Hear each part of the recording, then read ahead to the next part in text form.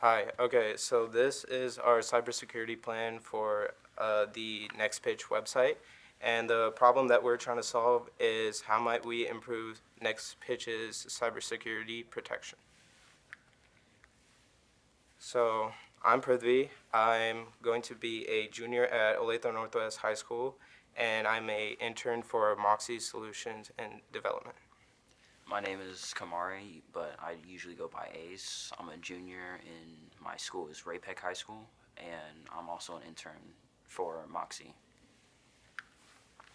All right, so cybersecurity within NextPitch. So NextPitch is a platform that hosts monthly pitch competitions for students within K through 12 and college, and it's basically a platform for them to express their creativity. And cybersecurity plays an essential role because organizations like NextPitch may be affected by cyber attacks, and we're trying to prevent that from happening, such as ransomware and phishing.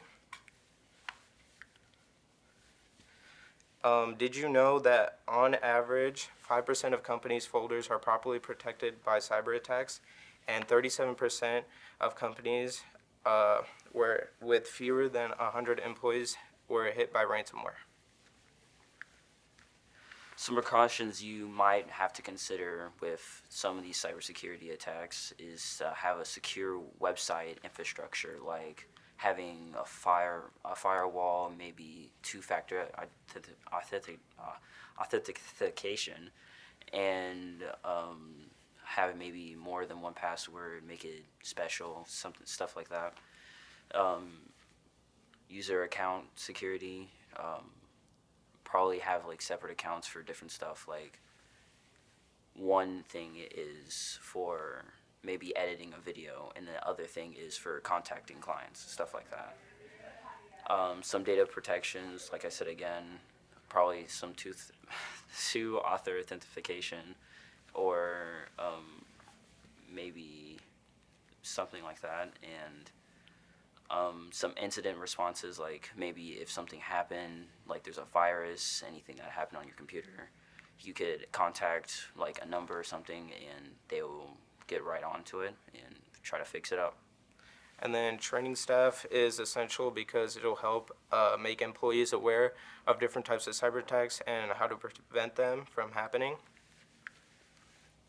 So basically, a content security policy enhances security by identifying different types of cyber attacks like ransomware. And this policy helps identify and filter out what is harmful information being sent. And that would also go exactly same thing with explicit content. If someone opened up like a tab and there was something on it that seeped into your mainframe of your computer, we should have like a notification that will pop up on your screen saying like, hey, something's we're sensing something in your files that isn't really supposed to be there. And our clear privacy policy is where you should develop a comprehensive and transparent privacy policy that clearly outlines how the user. Okay, so with that, it would basically be like be transparent in what you're sharing and all that.